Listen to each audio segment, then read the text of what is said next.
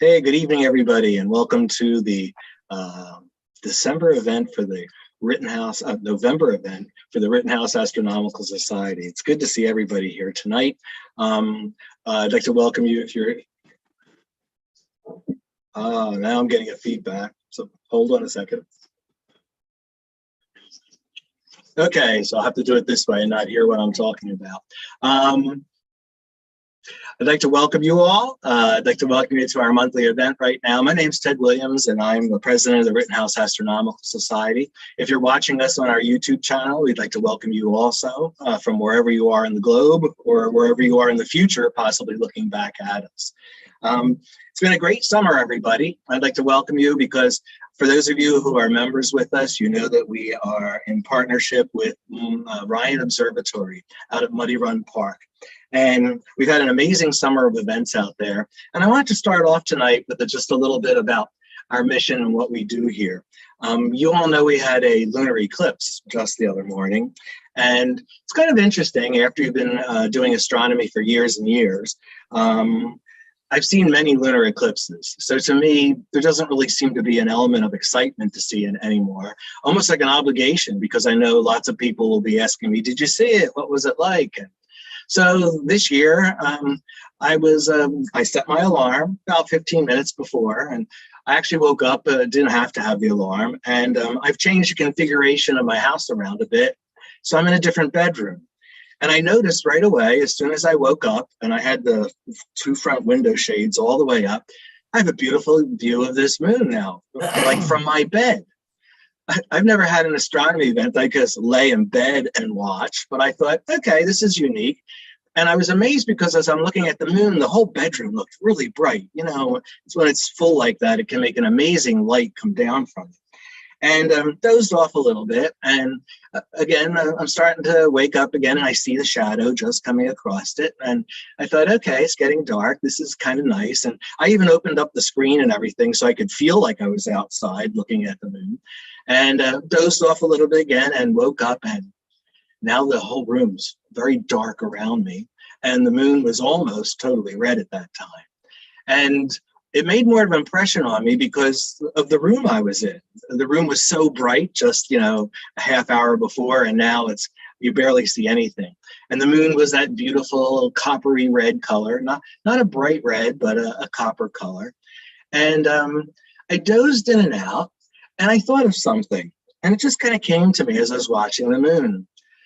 I was thinking about a story I had read about a boy who was about 6.5 years old, and it was a night of a lunar eclipse, and his uncle took him outside to see the eclipse. And the little boy, 6.5, that would put him at about first grade nowadays. The little boy was so impressed with the eclipse that he had seen, he immediately started to figure out when the next one would happen and when the next one would happen.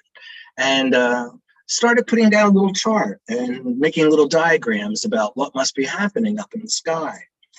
That little boy that I'm thinking of is David Rittenhouse. It was on that night when he saw that lunar eclipse that it launched him into a lifelong career of astronomy. And that interest was so strong, he became the person who helped us first hammer down the real size of the solar system. By the time he was about 18, he was already making planets and charts and publishing them in local almanacs because he was so interested in figuring out when these lunar eclipses, solar eclipses, and planetary occultations would happen. And he quickly became a clockmaker. In fact, it was by the time he was 18, he was already figuring out mechanical clocks. Well, David had a dream, and that dream all stemmed from that little view of that lunar eclipse. That dream basically drove him crazy the rest of his life because he wanted to build a scientific instrument, a clock, that he could turn forward or backward in time, and it would show him all the lunar eclipses and the solar eclipses, and he even went to make the clock accurate enough that it would show him the proper positions of the 4 visible moons of Jupiter and a few of the moons of Saturn, and it drove him his entire life. So I'm laying there in bed and I'm looking at that, and I'm thinking back to the observatory this past weekend. I had a very unique situation at the observatory. We're trying a brand new agenda. We had a poet and we had a astronomer talking in the observing center. Problem was, two older men sitting in chairs talking to each other about the sky didn't really attract a lot of the younger children.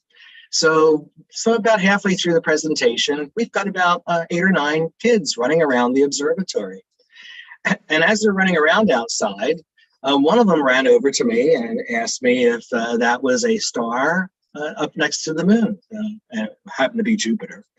And I said, no, I think we should take a better look at it. And I was already all mic'd up because I talk outside with a microphone.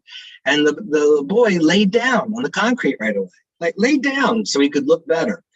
I followed him. I laid down right next to him.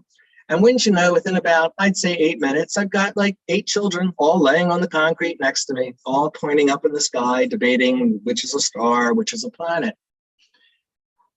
I'm wondering now, have I touched a little David, or could I say a little Carolyn Herschel in the future? I'm wondering how many children I've stood next to this summer and watched them have their very first view of Saturn and their first views of Jupiter or their first views of a star cluster. And putting it all together with that lunar eclipse, I laid there in bed just thinking, wow, it's really great to be a volunteer in astronomy. Because when you're out there at the observatory and you're sharing these views, I'm possibly touching those next bright astronomers in the future. I think now sometimes when I look at these 6 and 7-year-olds around me, are these the children that are going to save the world someday?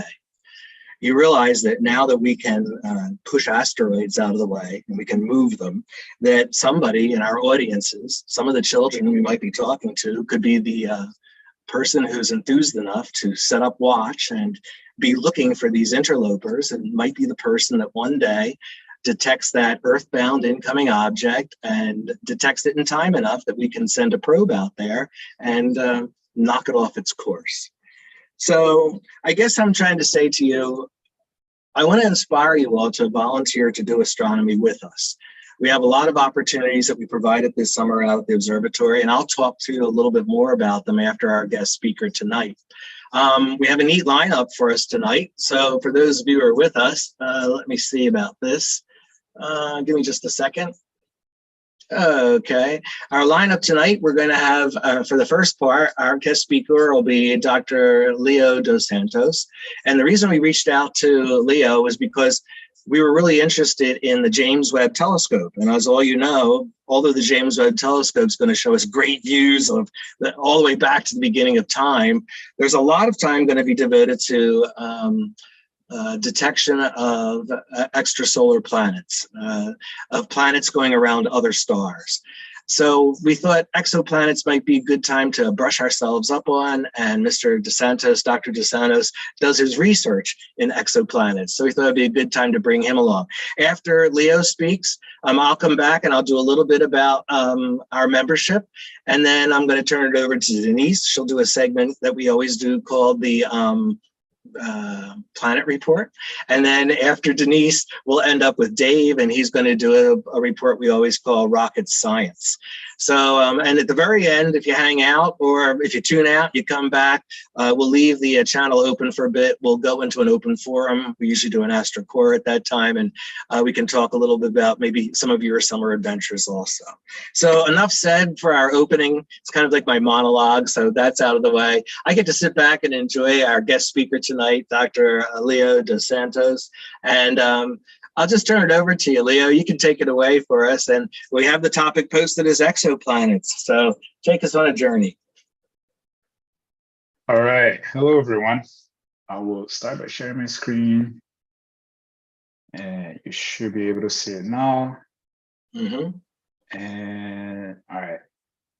So first of all, thank you all for the invitation. I'm a researcher at the Space Telescope Science Institute, where I provide support for the Hubble Space Telescope and also do research on exoplanets.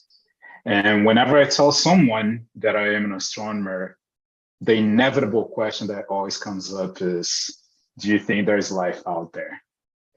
To which my inevitable answer is, I don't know, but we know where to look. So you see, we like breaking the ice with small talk, like talking about the weather. And yet weather and atmospheres, they are one of the most complex systems that we can study in science. And in fact, we think that studying atmospheres in planets outside the solar system is precisely what will help us answer the ultimate question, are we alone? So, as I said, I'm Leonardo dos Santos. I work for the Space Telescope.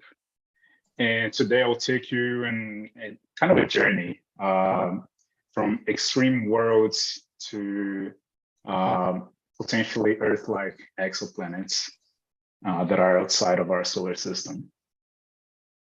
And I divided this talk in several parts, and hopefully that will make sense to you.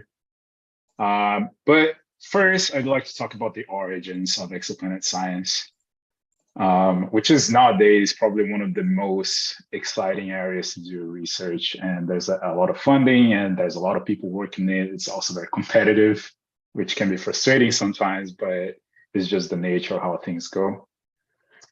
So I want to go back to 1995 when the Swiss scientists, Michel Mayor and Didier Queloz, discovered 51 PEG-ZB, also known as 51 PEG-B, or more recently known as the medium.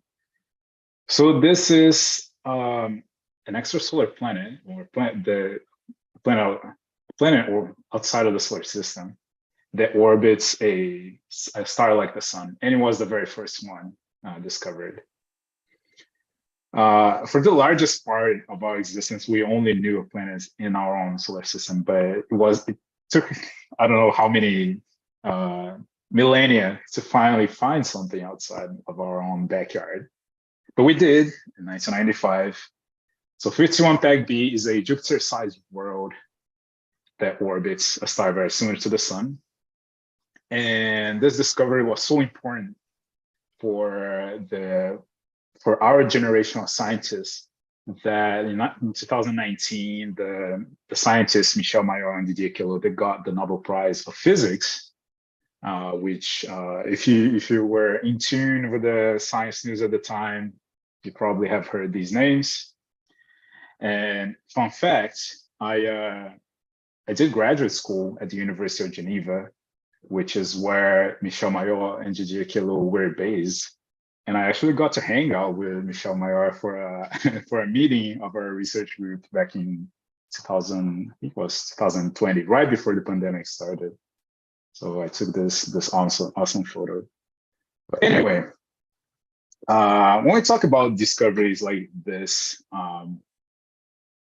especially back at the time, I think it's kind of difficult, at least for me, it's kind of difficult to put myself in the shoes of scientists at the time. I was just a kid.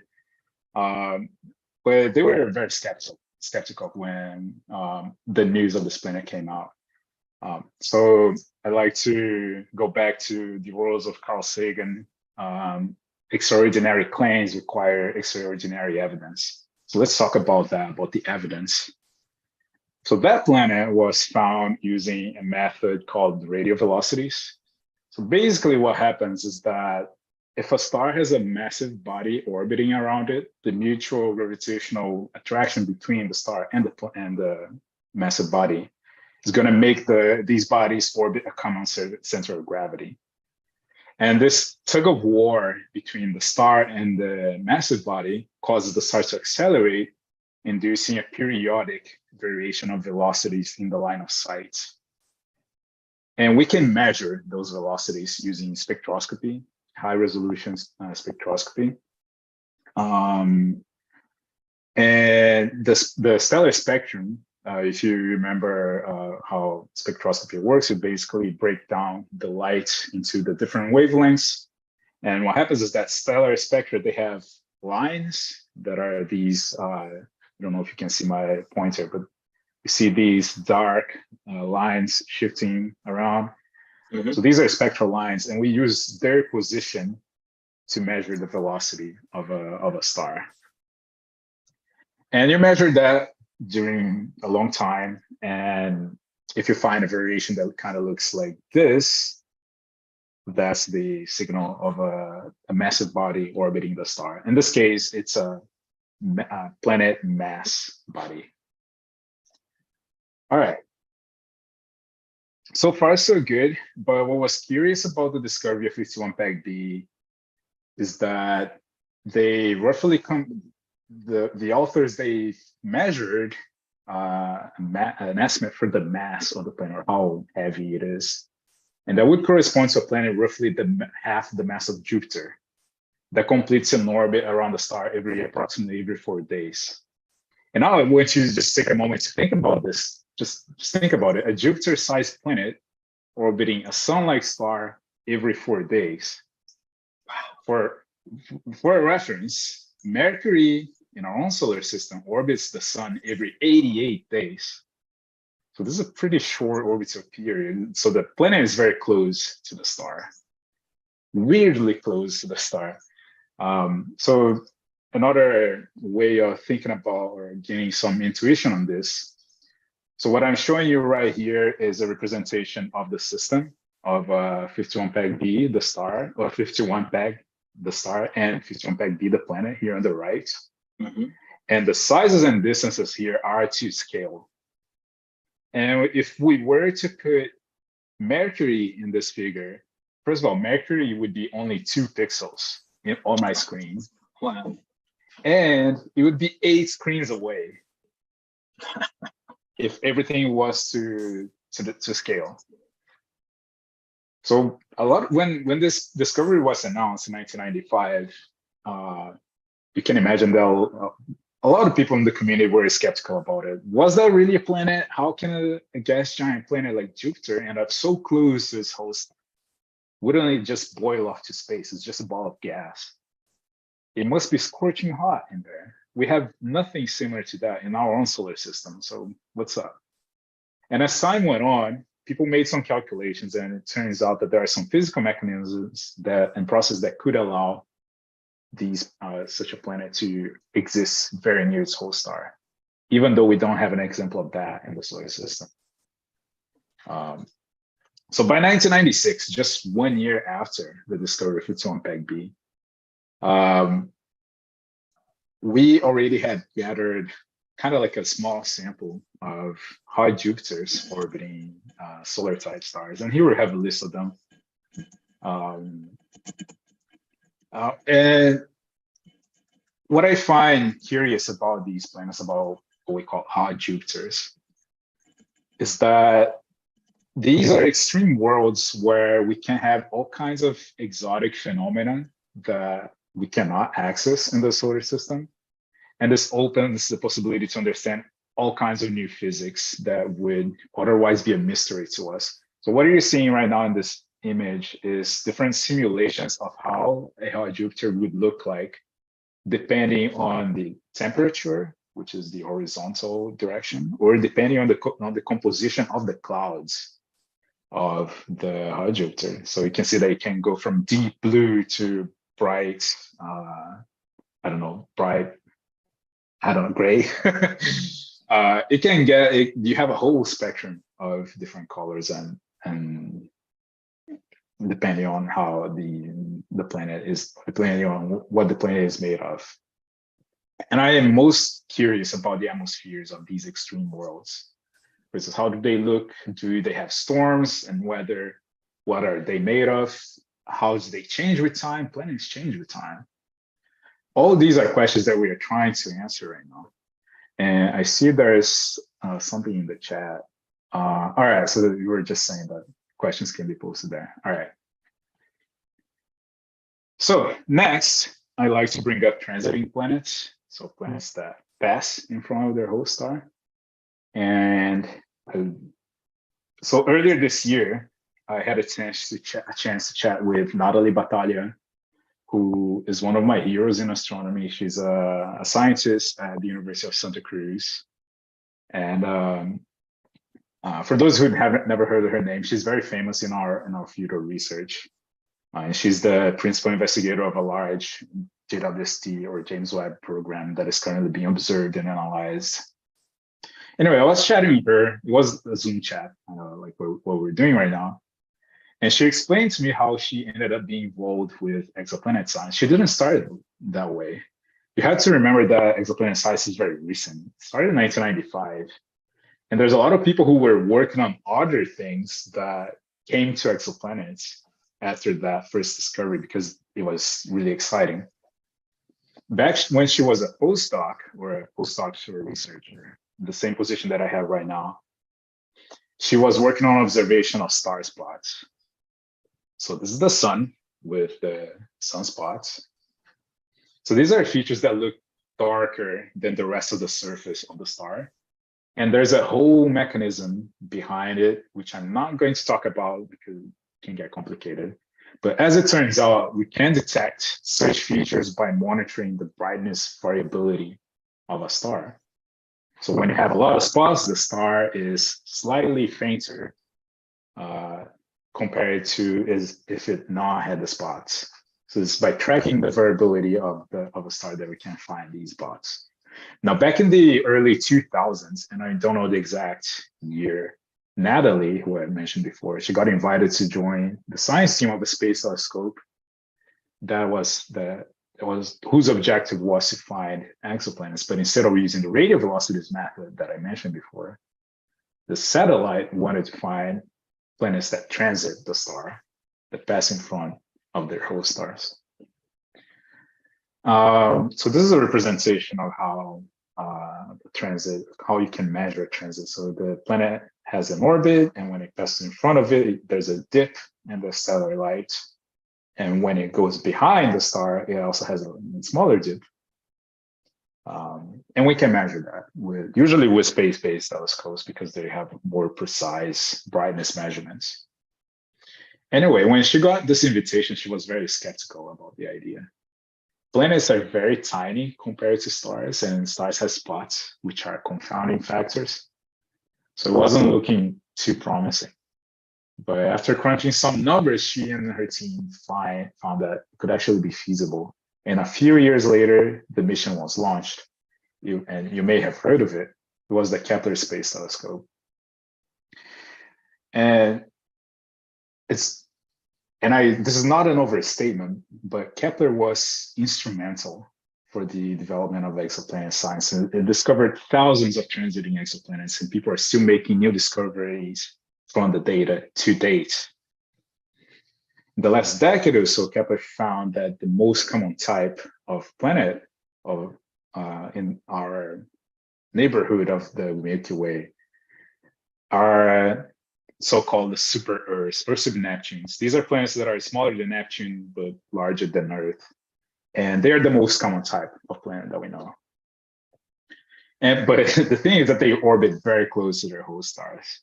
Here in the horizontal axis, we have the level of irradiation that the planet receives.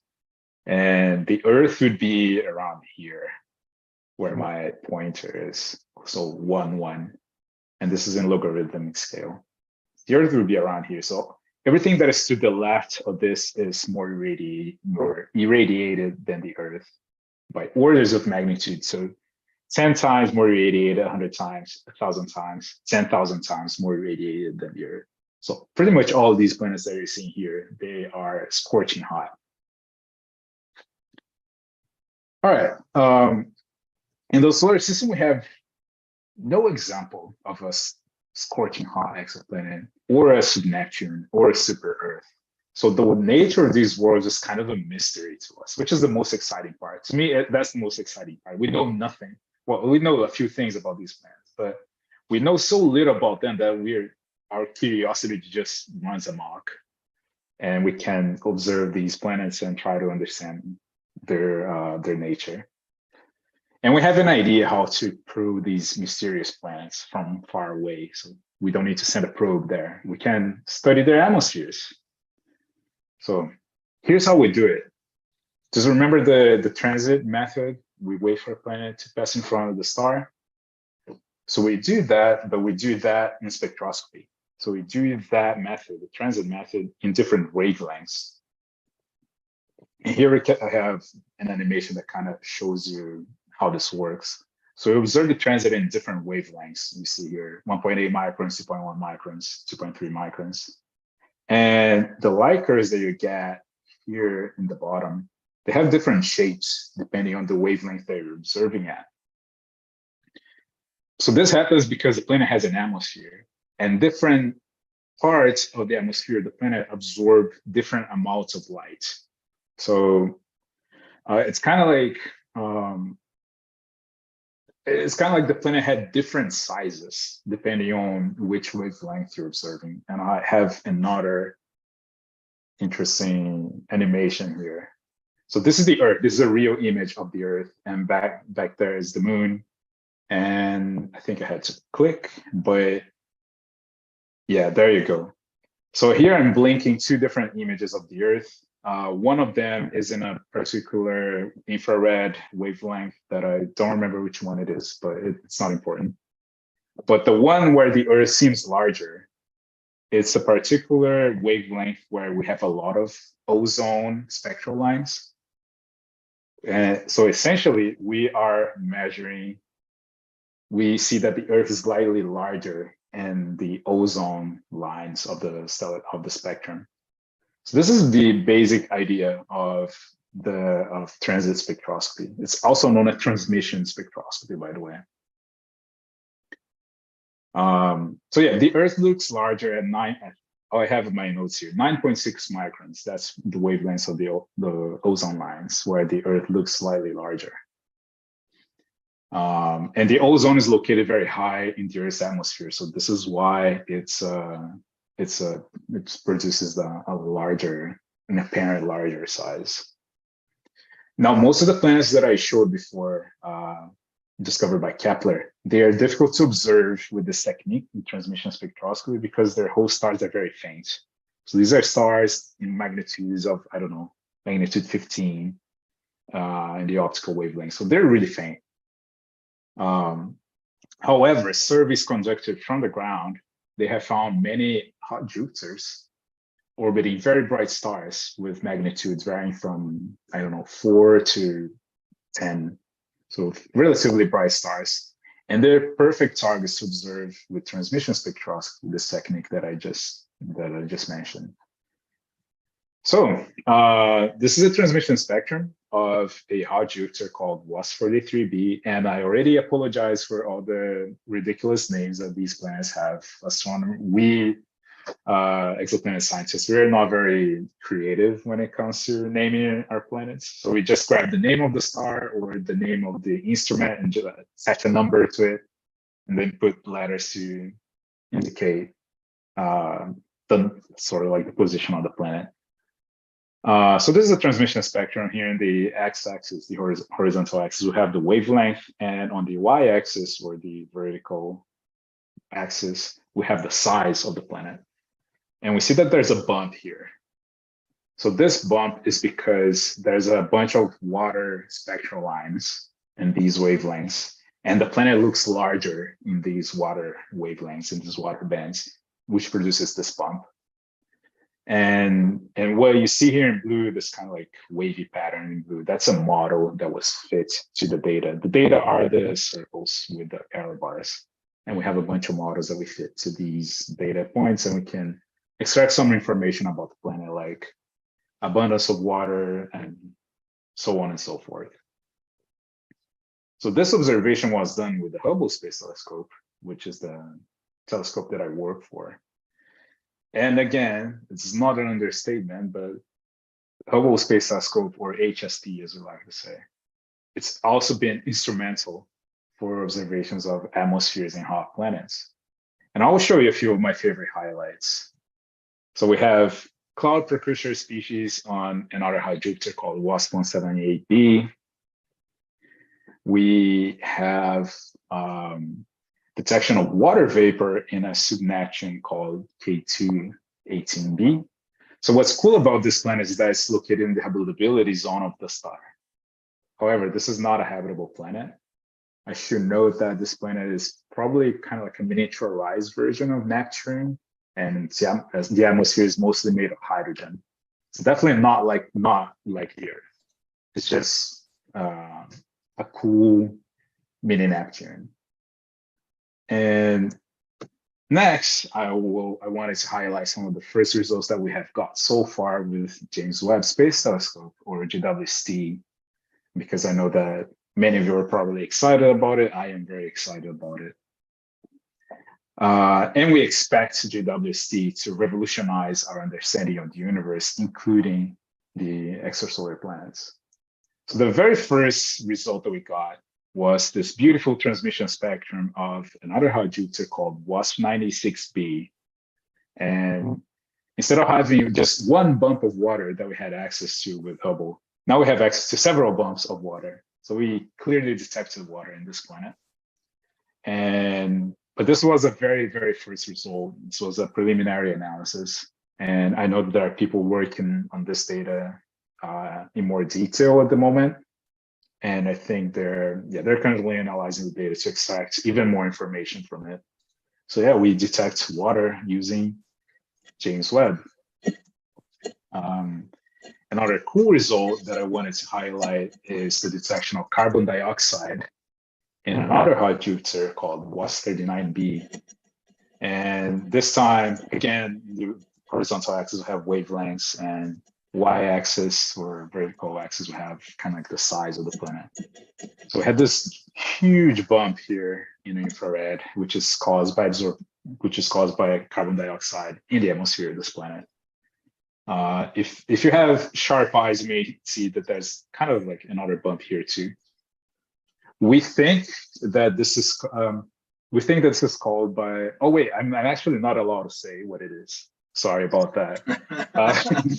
I almost spilled out the beans.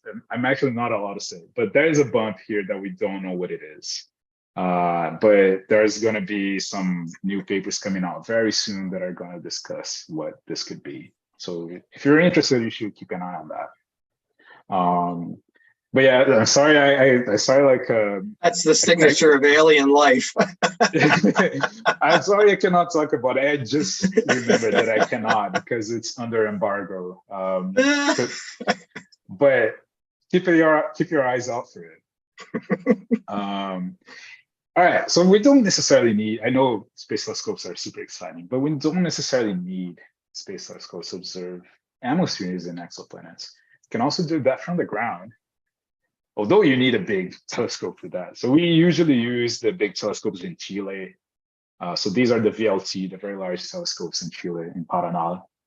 There's also some telescopes at Keck Observatory in Hawaii. There's some telescopes in Spain that can also observe atmospheres and exoplanets. And I will highlight just a few results that I find very exciting. So we have the hottest known exoplanet. It's called Celts 9b. Again, kind of ridiculous name.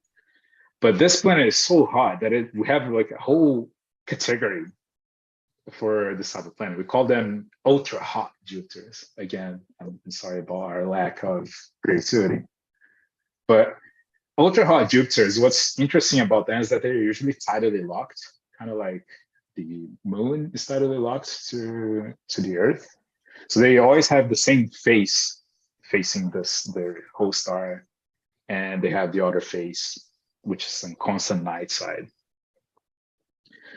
And what happens is that the day side of this planet is so hot that its temperature is approximately 4,000 Kelvin. And for comparison, the surface of the sun is 5,700 Kelvin. So this is a really, really hot planet. It's almost like a star, almost as hot as a star. And in fact, it's so hot that we have vaporized metals in its atmosphere. And by the way, these plots here are kind of busy, but whenever you see kind of like this blob, a bright blob, it's a detection of a species. In these cases, I think these are, I'm not going to remember on top of my head which species these are. Oh, wait, it's written here. So this is iron, vaporized iron. This is ionized iron. So basically iron atoms that they lose their electrons, so they become ionized. I think this is a non-detection, so you see no blob here. This is a non-detection of titanium. And then here, but we do have a detection of ionized titanium. So look at this bright blob right here. So that vaporized metals in an exoplanet atmosphere. And this was the I think this was the first one, or maybe the second, where we found these species. But another interesting result is that of another ultra-hot Jupiter called 176b.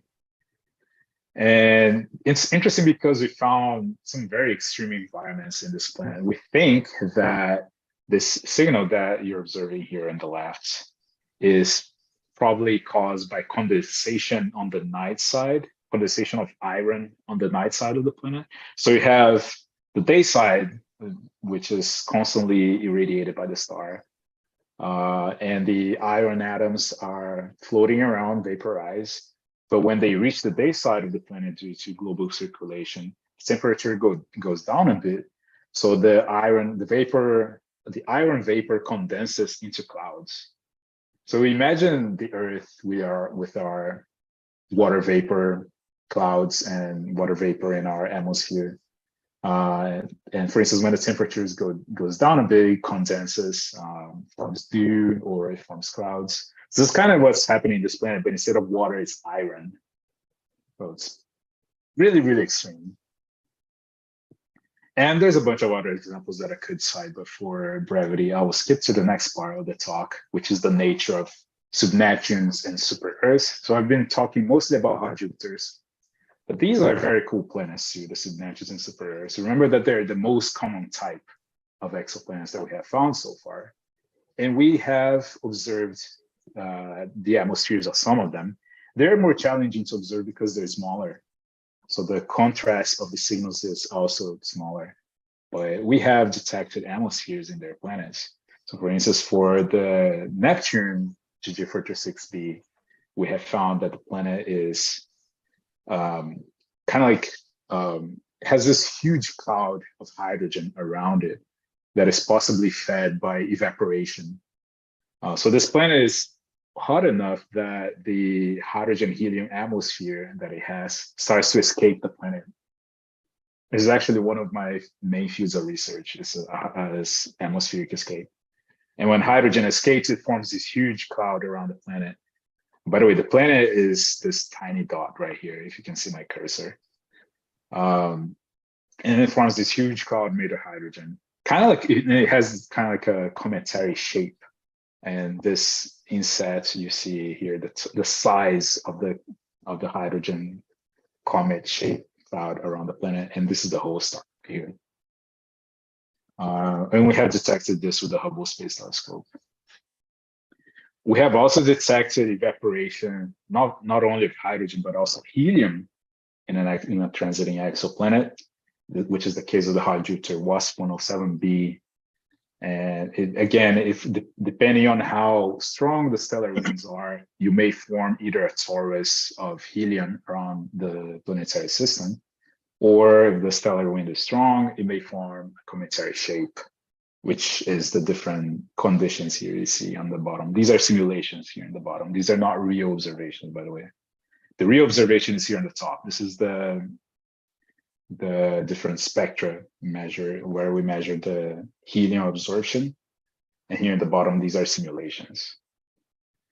And this observation here was done from the ground, so not from a space telescope. So some of these planets are so hot that they start losing their atmospheres because the radiation coming from the whole star starts to heat up the upper atmosphere, and it starts to evaporate. And we believe that this process called atmospheric escape is very pervasive among planets, that they may strip these Neptunes and super Earths of their hydrogen and helium atmospheres, and they may eventually become bare, rocky planets. And we think that is true, or we think that this is the case because our demographic studies of different transiting exoplanets have shown that planets with sizes between 1.8 Earth radii and 3.5 Earth radii are very common. So we have a peak in the distribution of the demographics. And we also have another peak at 1.3 Earth radii. And we have a kind of like a valley between these two peaks of the distribution. And we think that this is because what happens is that these planets here on the peak on the right, they start losing their atmospheres and they shrink in size with time, and they become these rocky planets right here. So essentially, atmospheric escape strip Neptunes of their atmospheres, and they become rocky planets if they have a rocky core.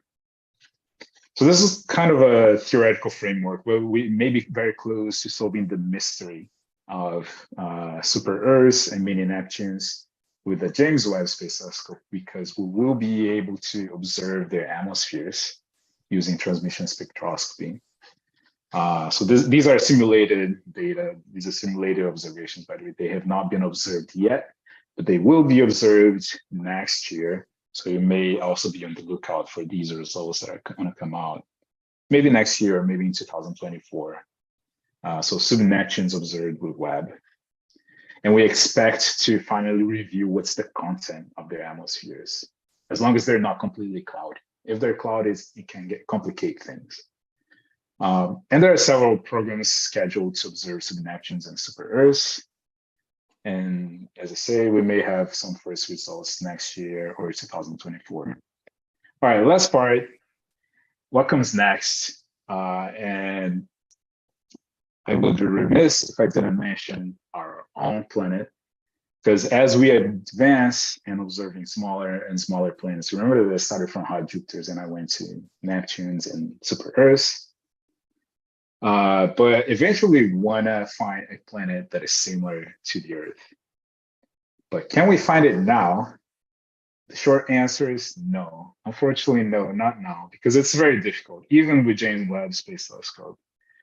The problem is Earth is very tiny and whole stars are big. This is a simulation of the Earth transiting the sun. So it's very tiny and the sun is big. And if we want to find a potentially habitable rocky planet, we have to look at orbital configurations that make these observations prohibitively difficult. And they're not very amenable to the transmission spectroscopy technique that I mentioned. So we essentially have two options.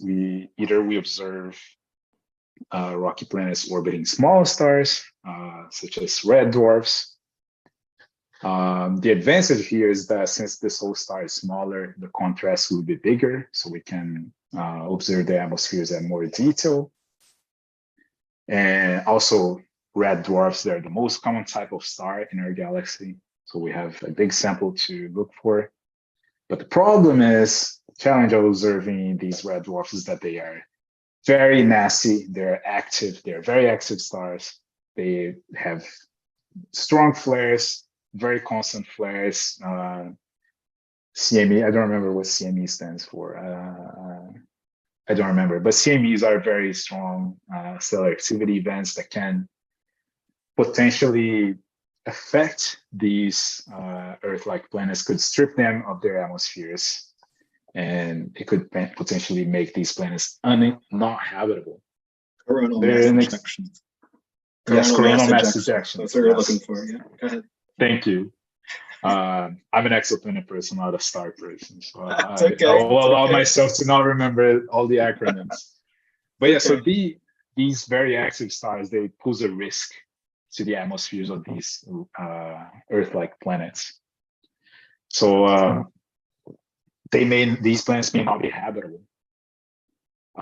In addition, even with the prospects for detection, it's unlikely that JWST will be able to detect an Earth-like atmosphere around the rocky planet around the red dwarf, because it's just not sensitive enough. And this is kind of, and I hate to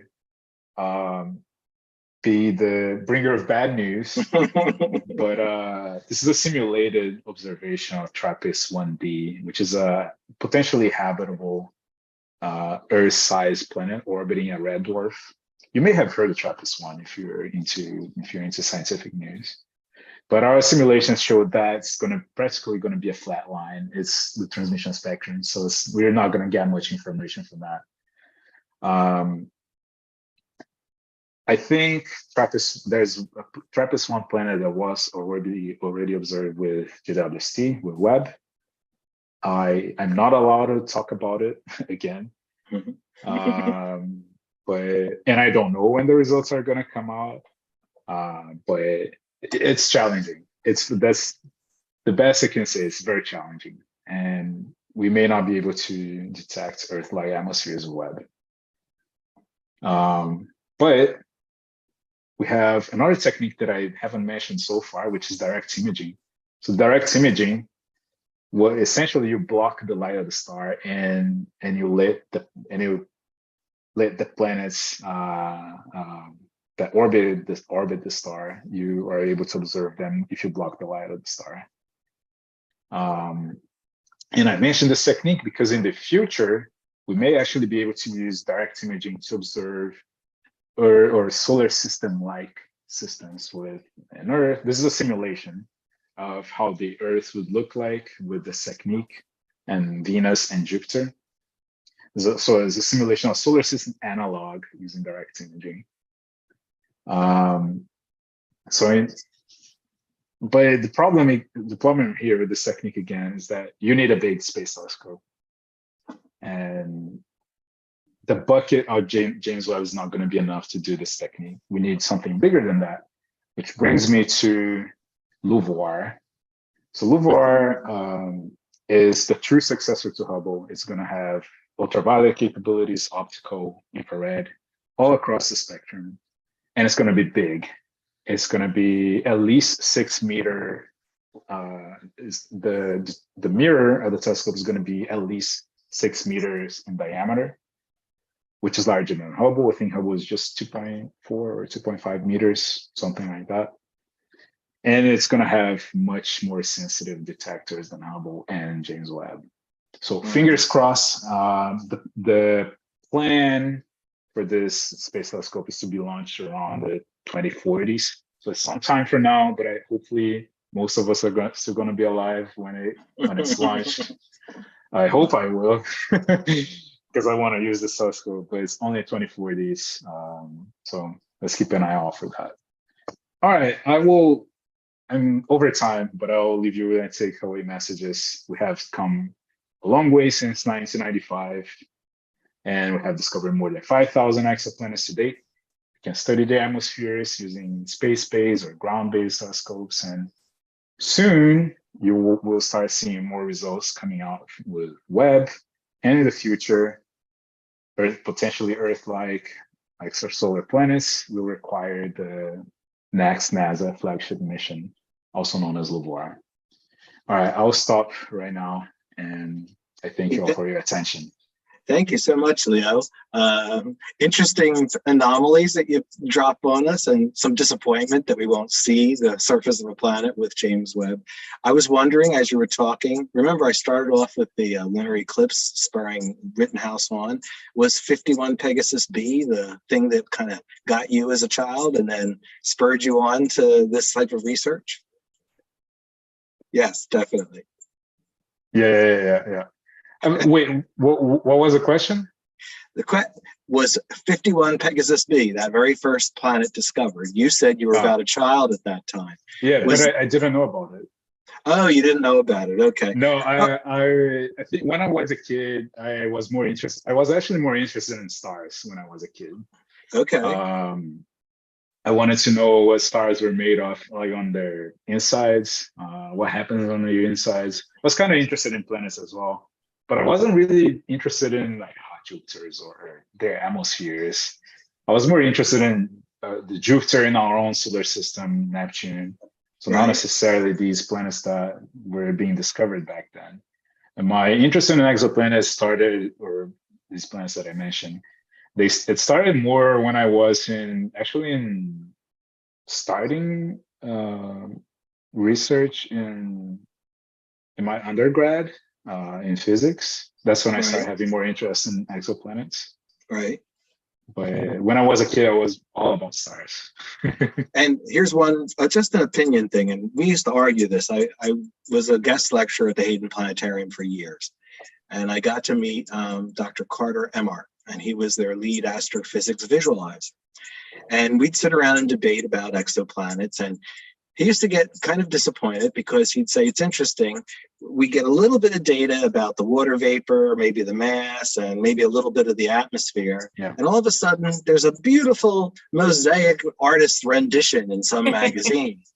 And he used to say to me, I don't know if we're doing more damage by misleading people because we don't have anything that looks like that at all. Yeah. And then the other side was, well, maybe it's inspiring people. What do you think? More damaging or more inspiring? I'm on the side that I don't think it's damaging as long as the message is clear. For instance, if I go back to, I don't think I have more example slides on that. But when I mentioned K218b, the planet that I said that has, 1 second, let me go back to my slide. This one. Yeah, when I mentioned K218b, which is a sub-Neptune, it's kind of like a miniaturized version of Neptune. It drew a lot of attention from the news and from people in general, because many people claim, oh, we found water in a planet in the habitable zone of a star, so therefore it's Earth-like, and it's not. It's a Neptune, and it's expected to have water in its atmosphere, vaporized water.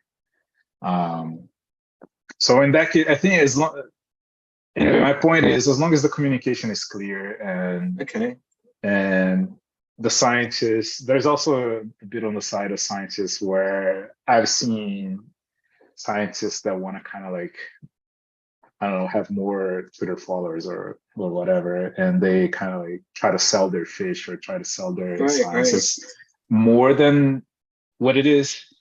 So anyway, my point is, as long as the communication is clear, I don't think there's damage.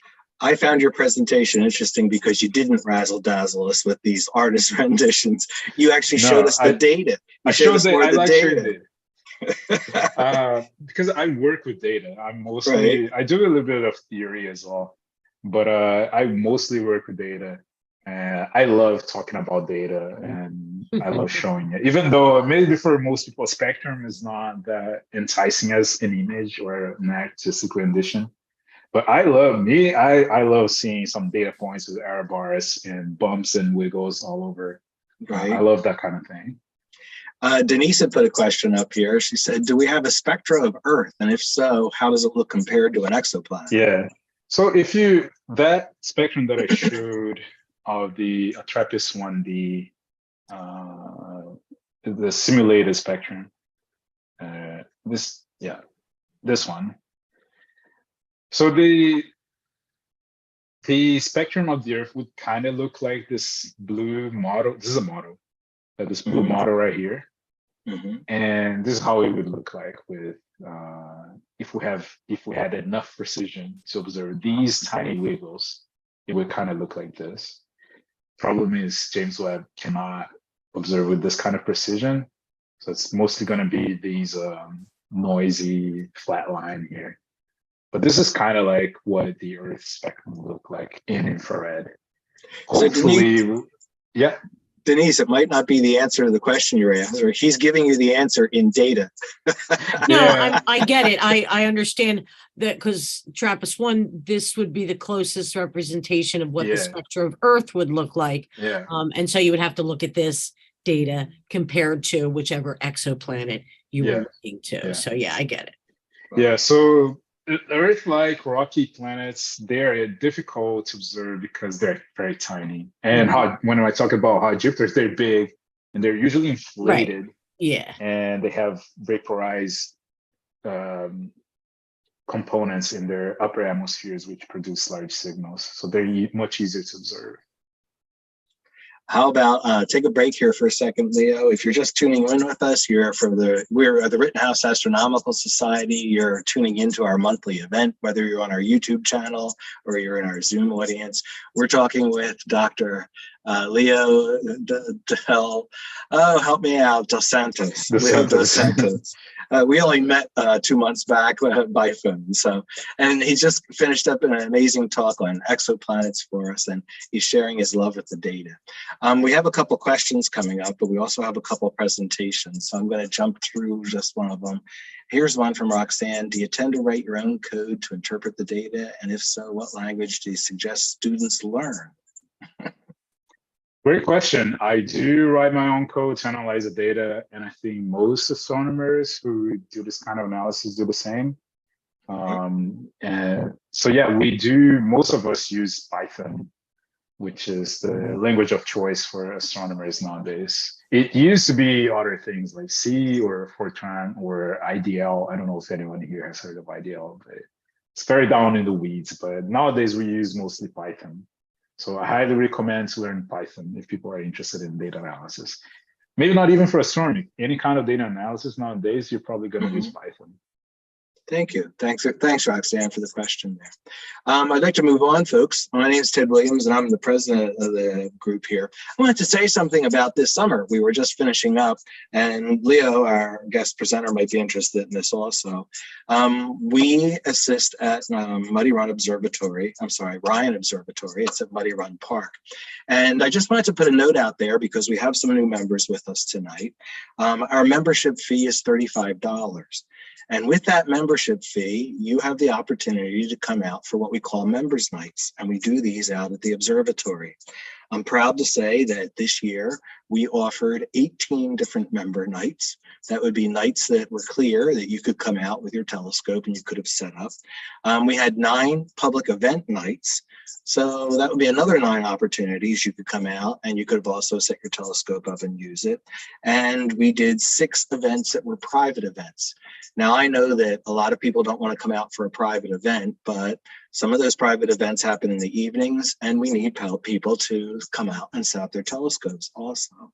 So I'm trying to say that I'm thinking, looking at the past year, I'm very proud of the value we can bring to our members, because for $35, you get approximately, and by the end of this year, it'll be 30 opportunities to go out to a dark sky, close to Philadelphia, but far enough that you're out underneath the light bowl of pollution that's around us.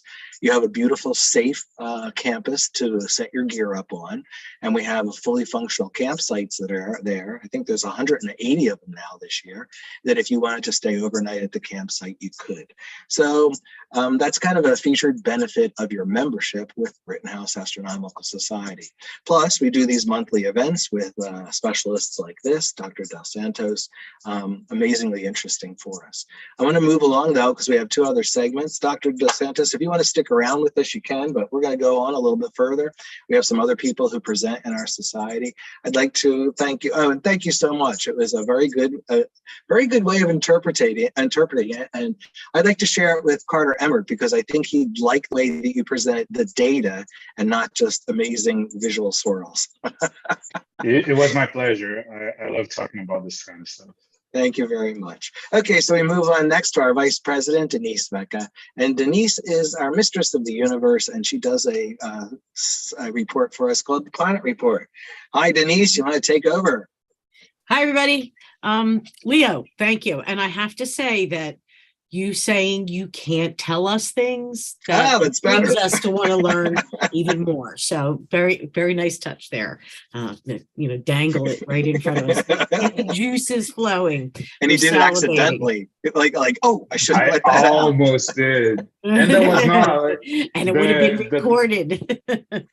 That wasn't even planned. I literally reminded myself, oh crap, I'm not allowed to say that. Well, it's a good thing you remembered. So there you go. You saved yourself. All right. Well, I'm going to share my screen, and Planet Report. We got a few things going on. So let's get my keynote here. I'm going to hide Zoom, hide the chat, and hopefully this is it. Yes, there we go. Okay. So I did not know what to call this month's report, so I called it Red Moon, Red Mars, Black Spot, and a Shadow. So we got lots of planets up at night right now. It's very, good planet viewing weather. It's a little chilly, so get your hot chocolate or coffee or some brandy or whatever you like to bring outside with you to keep you warm. On a side note, the baker on the Titanic only survived because he had so much alcohol in his system. So remember that on these cold, chilly nights when you're outside looking at the stars. So if we look at the ecliptic, we can see a plethora of planets and the moon.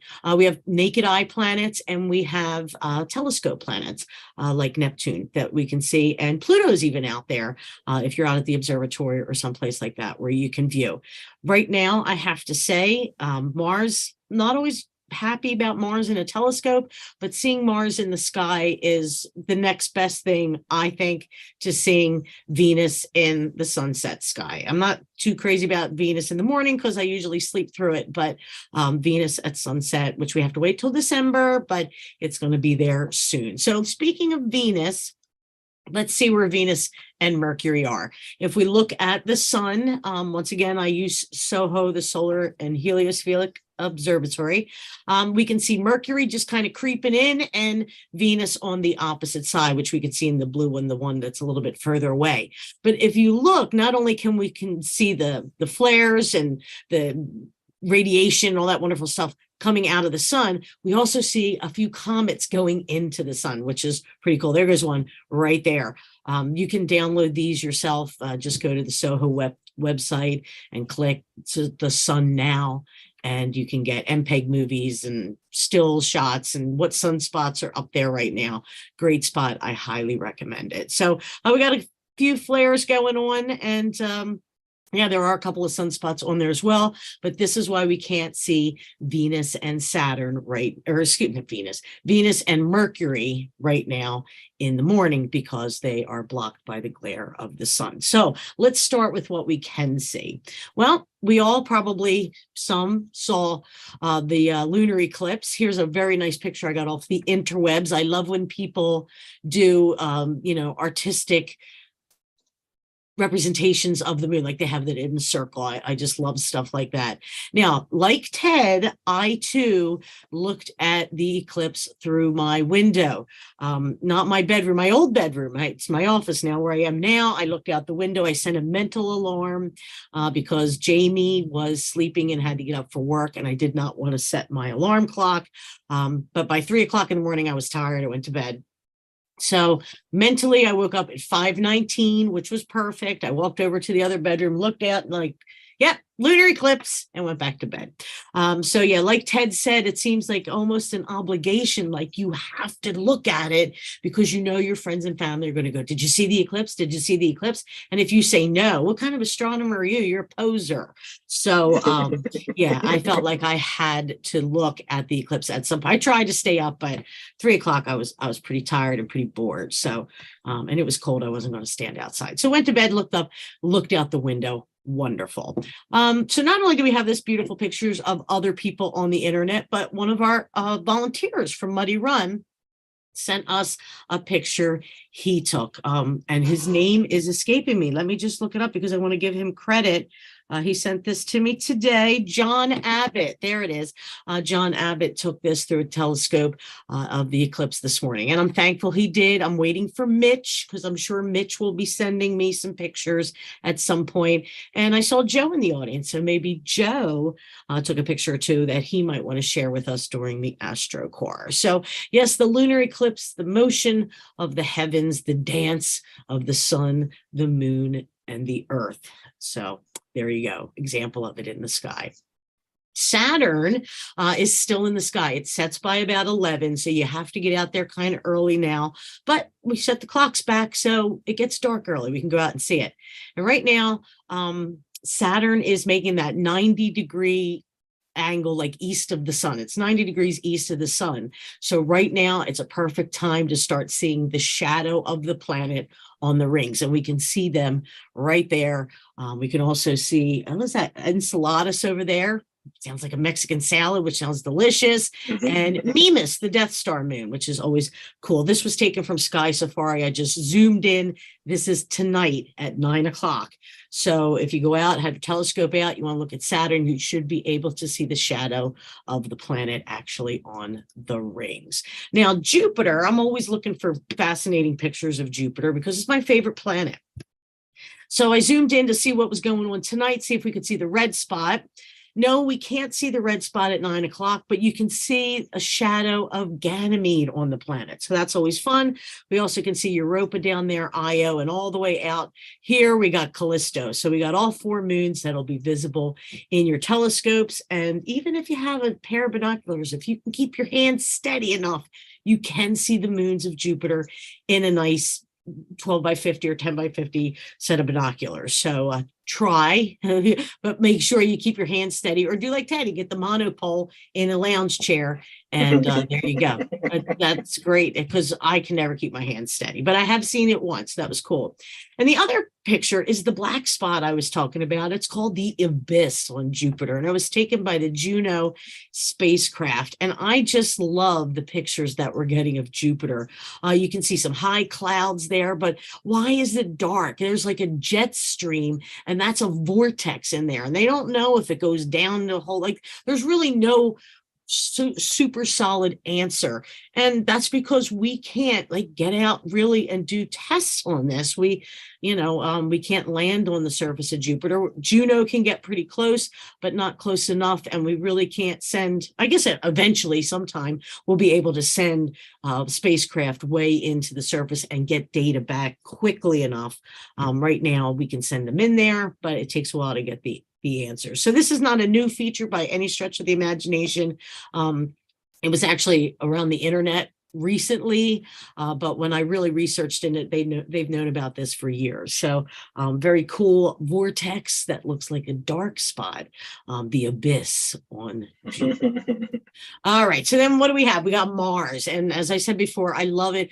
There are stars around by Mars, but where I live, you don't see many stars because of light pollution, but you can see the beautiful red, steady light of Mars. And it's kind of cool because it's near Aldebaran, so you can kind of do the contrasting of the colors, and it's a great little teaching element, how the planet doesn't twinkle and Aldebaran does, and yada, yada, yada. We've all done these little tricks with the kids looking up at the sky, or friends and family. But what's really cool is the position of the moon and Mars and how they're going to interact with each other over the next couple of days. So they're going to be going through Taurus. It's cold out there. Winter's right around the corner, everybody. In fact, that we'll be talking about the solstice next month. But so Taurus the bull, right between the horns, that's when we can find Mars. And then we got the moon traveling right through there. And I have a little bit less of a moon than we have tonight. We're just coming off a full moon, so the moon's going to look a little bit fuller than it does in this picture. But this is a waning gibbous moon. Okay, so let's see what else we have. All right, so 2 other planets that are in the sky right now. Uranus, which is in opposition, which means all night long. It's pretty good. It's in Aries. In fact, I was looking at it with my binoculars in the mountains, and I felt like I could see it naked eye in the mountains when I was up there. But I don't know. I could have been just like, I know around here I say, oh, I can see the Milky Way, but I think it's because we know the sky so well. You think you know what you're looking at, and maybe I really didn't see it. Maybe it was a star, but our ancient ancestors could see it. If you're under dark enough skies, it's out there. Here's some aurora on Jupiter, which is kind of beautiful, or it's not Jupiter, Uranus, which is kind of beautiful. Once again, up all night at opposition. And Neptune, which is very close to Jupiter right now. I thought I'd show this picture of 3 different views from the Voyager, which I kind of think is probably the prettiest.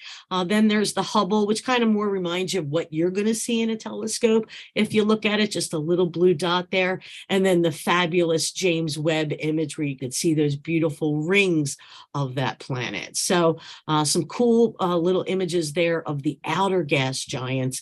Harder to see as far as naked eye, but still entertaining nonetheless.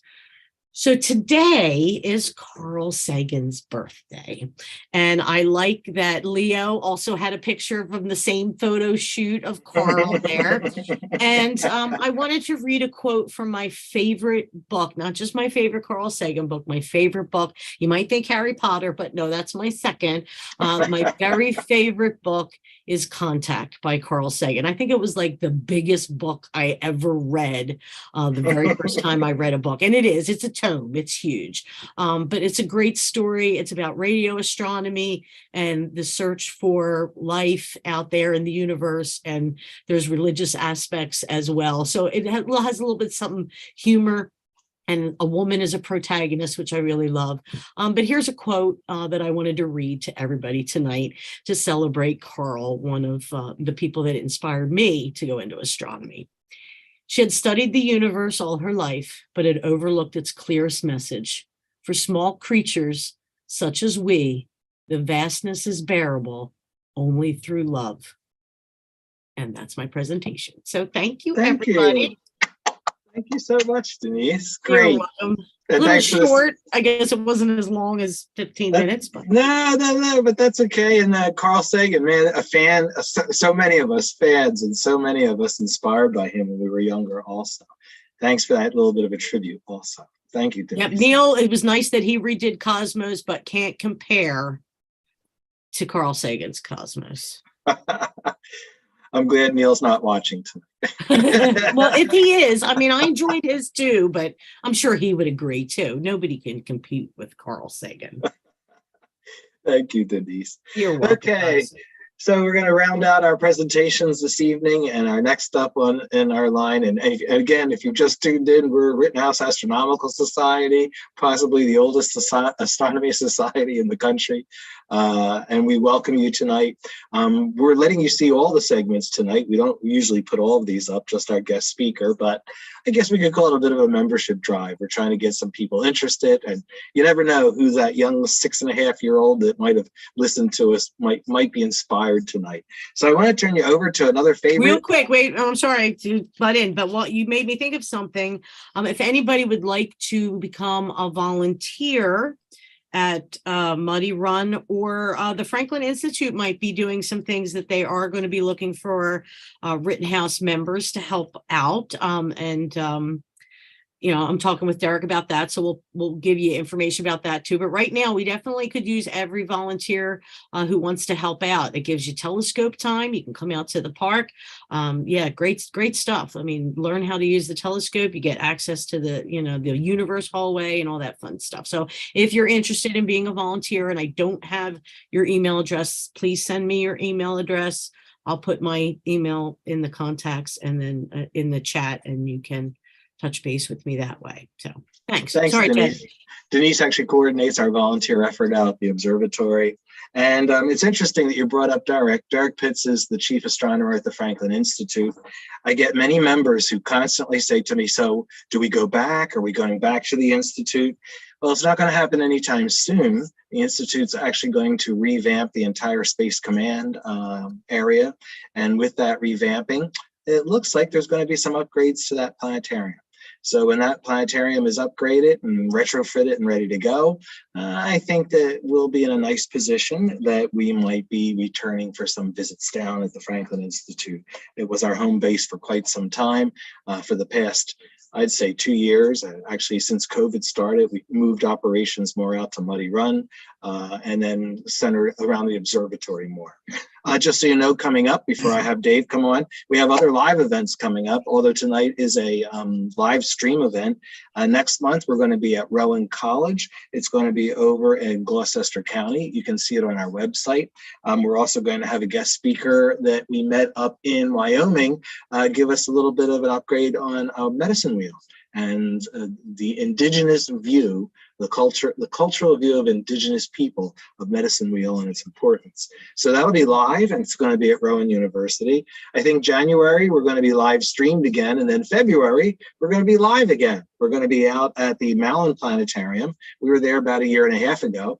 Malin Planetarium is out in Eagleville, Pennsylvania. So these are all close enough to the Philadelphia area that those of you who are with us members from the Franklin Institute and you're not into driving all the way out to Ryan Observatory. Last month, we were at Arcadia University. That was close by. I got to see some members I hadn't seen in a while. So that was pretty interesting. And what we're kind of doing is we're mixing it up this year. We're doing a live stream event and then a live in-person event. And we're kind of switching back and forth. So stay tuned for more information of that. Keep your eyes on our website. We do upgrade the website. We tell people what's going on, and there's a little bit of an agenda. We have the meetings that are posted all the way through January through June of 2023. Okay, all the commercial work's out of the way. Dave Walker, are you in the background out there somewhere? Dave is our rocket science specialist, and he has a special presentation lined up for us tonight also. Dave? Here I am. Okay, let me just take share it my away. screen and pick the right screen. Thank you very much. And this is this month's kind of delayed, where did it go? Rocket report. I just We see it. Can you see it? No. Yep. I see blue. Yeah, no, that's not it. Hang on. There we go. I see This gray. is this month's Yeah, there you rocket go. report, slightly delayed. I'm going to go back to something that I haven't done in a while, in addition to the news, and there is so much of it. Just figuring out what people are going to be most interested in is a full-time job. I'm also going to do a little background on history of astronomy. But first, let's cover the news.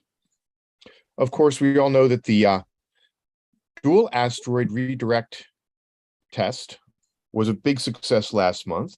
They redirected the orbiting sub-asteroid Didymos around its parent satellite of Dimorphos. And the whole goal of this is, of course, if you haven't been flooded with the news in it, is, like they said earlier, if there is an asteroid that might affect the Earth, we can nudge it given enough time. And this is a successful proof of concept. Hello, Didymos. There we go. Here's a neat picture of dust thrown up by the impact. The one on the right is the little one, Didymos, and it was taken by a satellite that was following along the main satellite called Lycia Cube, and it was from Italy. So it's successful. Look it up. They've got some real cool pictures of the camera zooming in on Didymos right before impact. It's really impressive and really worth your look. Speaking of impressive and worth a look, since we were talking about James Webb, Hubble and Kepler got mentioned a lot. Well, NASA and SpaceX are now looking at the possibility of maybe perhaps setting up an arrangement where they send a Crew Dragon capsule up to service the Hubble again. Lots of challenges with this because the Crew Dragon doesn't have a docking port that matches Hubble. It doesn't have a robotic arm, but it's a start. We've got a very capable capsule. It can reach the altitude, and who knows, maybe we can stretch the life of Hubble a bit. That's something I'd like to see. One thing we're not going to stretch the life of is the Mars InSight lander, which is being covered with dust by a Martian dust storm. And we expect maybe a few more weeks before its solar power drops below the level they're going to need to do its work. But it did something really exciting last week. It heard at a meteor impact on the surface of Mars. And Mars, I believe it was the Mars Reconnaissance Orbiter, was able to actually find and photograph the impact crater.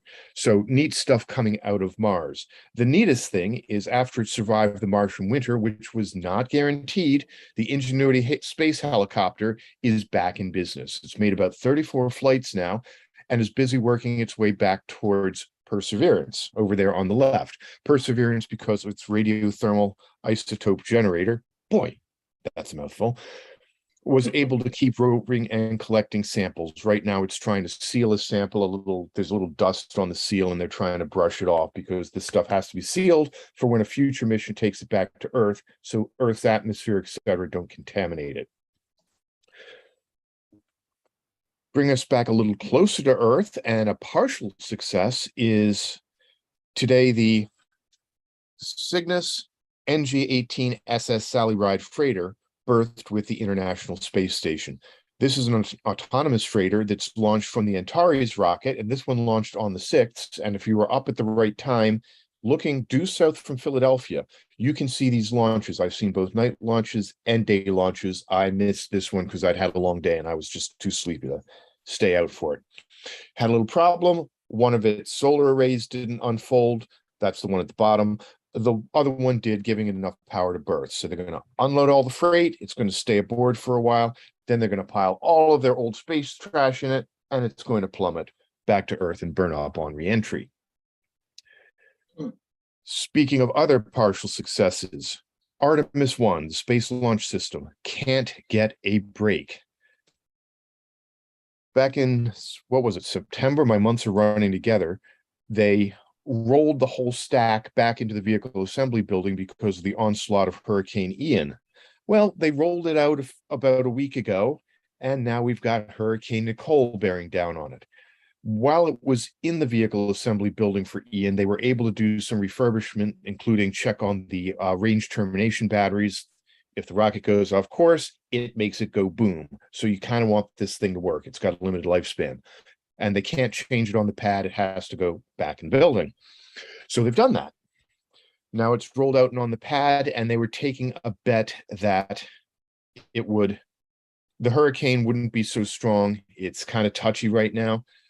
The other thing is they were aiming for November 14th or 16th launch date and rolling it back. They wouldn't have time to roll back, which would mean December.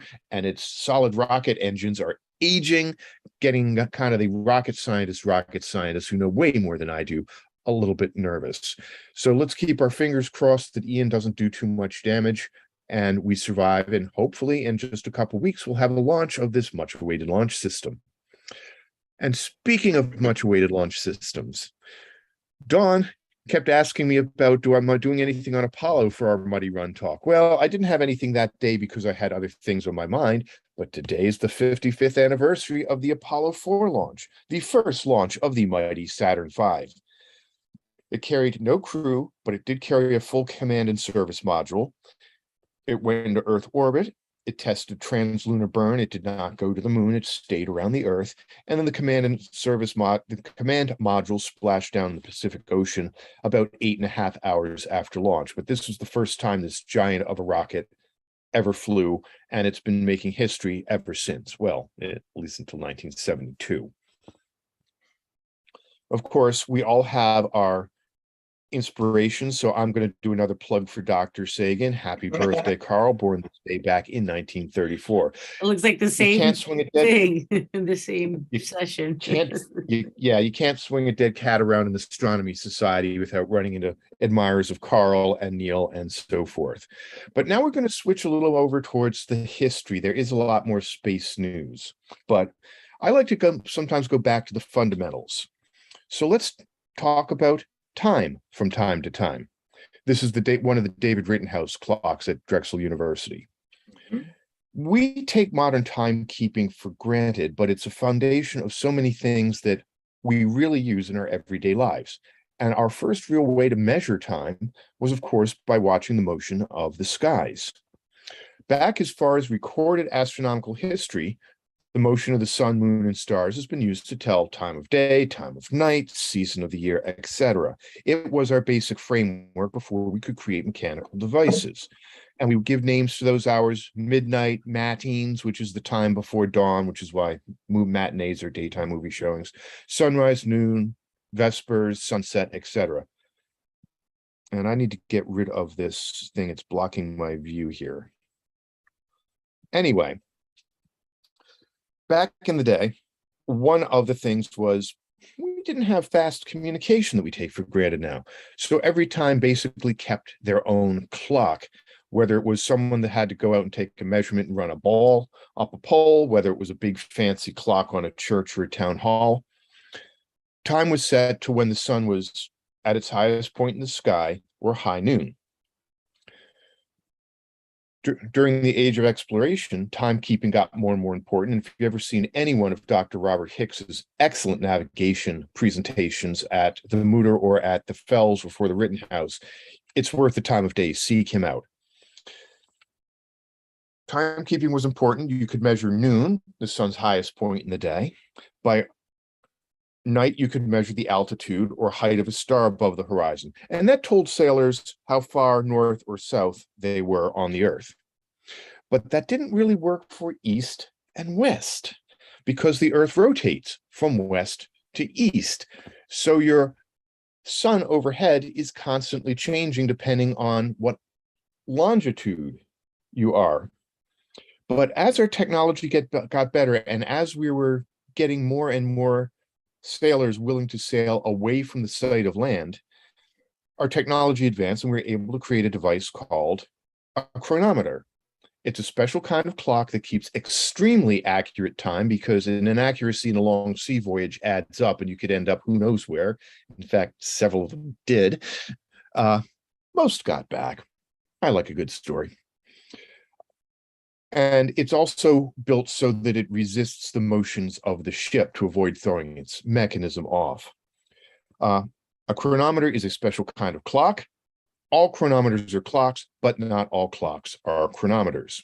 So what you would do is you would set the chronometer at the beginning of your voyage on a known meridian, measuring east and west longitude, like some little town across the river from London, and then you'd start sailing. And then every day you would measure the height of the sun at noon and compare it to the offset with the time of the chronometer, and you do the math, and that would tell you your longitude. So this was very, very important. So the sun and a really accurate clock and a little bit of math, and you know where you're going. Now we take GPS for granted. When the sun or a star crosses the meridian, it's also called a transit. And to that end, transit telescopes were built up in observatories all around the world.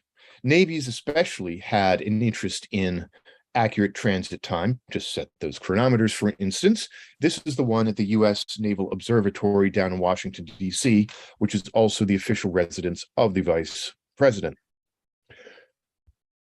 I've mentioned one of my big influences here, but another one of my childhood influences, and we've all had them, you can make a list of them, is a guy named Jack Horkheimer. Used to come on at the end of the public broadcasting day, the Star Hustler on weekends. Mm-hmm. He used to work at the Miami Transit Observatory. And when I was a young kid, I was like, oh, wow, they actually have space transit. Well, no, it was measuring the transit of stars. I didn't know that much about astronomy when I started watching good old Jack. But who knows how many other people he has touched. So I've got an interest in astronomy.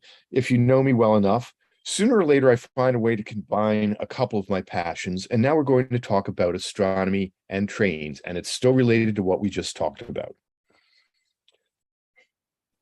We were talking about navigation.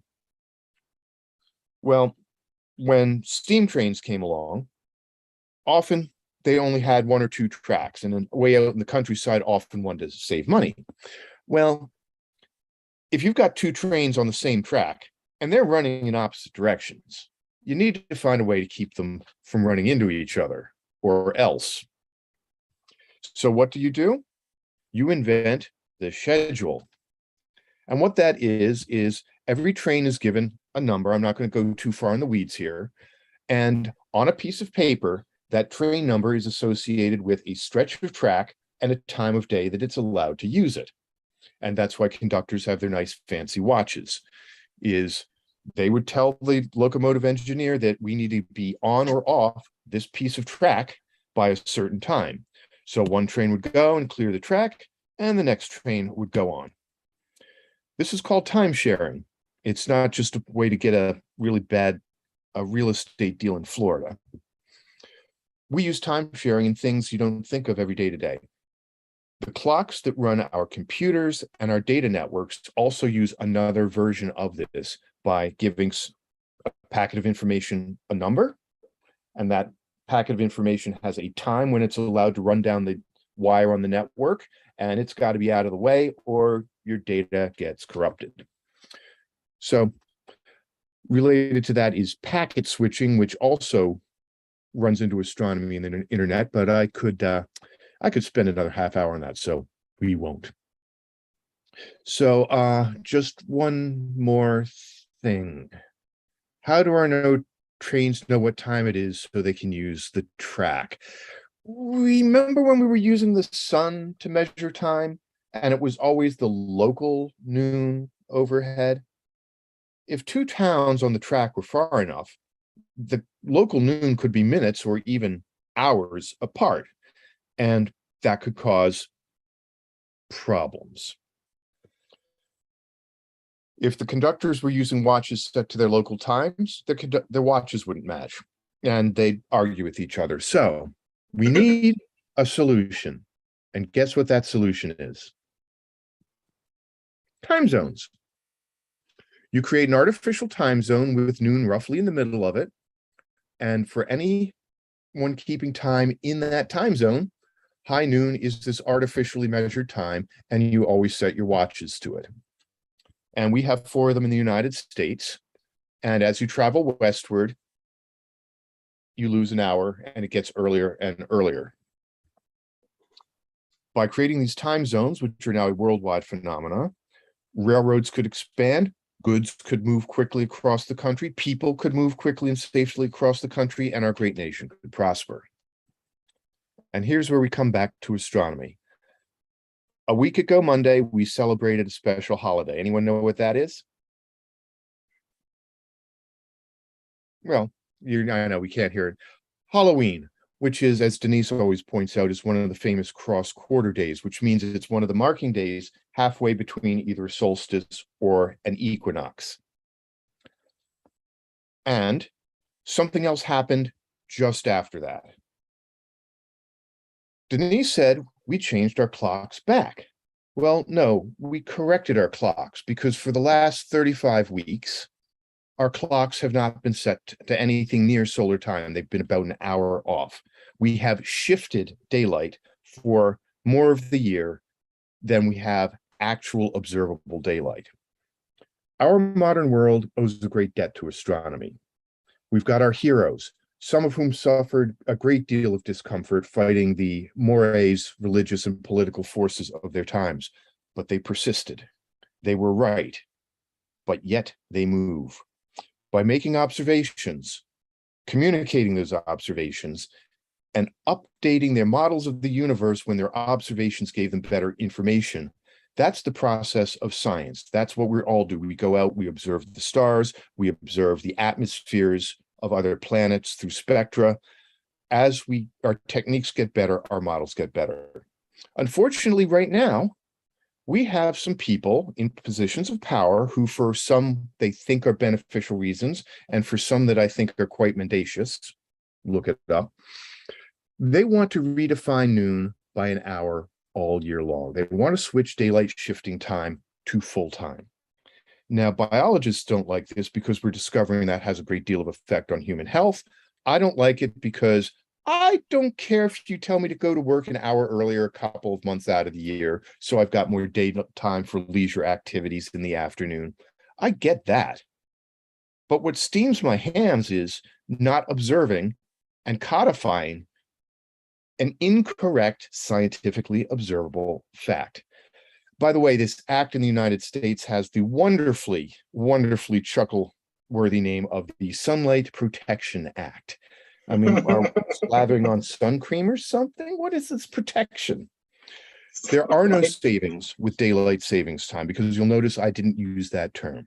The bill has passed in the Senate unanimously, which tells you exactly how anti-scientific and pro-golf course our senators are, because golf courses and outdoor activities are 2 of the biggest benefits of the daylight shift. It hasn't passed in Congress. I would really like you to all say, hey, change our schedules, don't change our observation of time.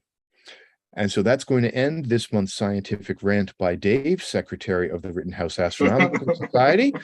And until next month, that's what's up, even if it's an hour behind.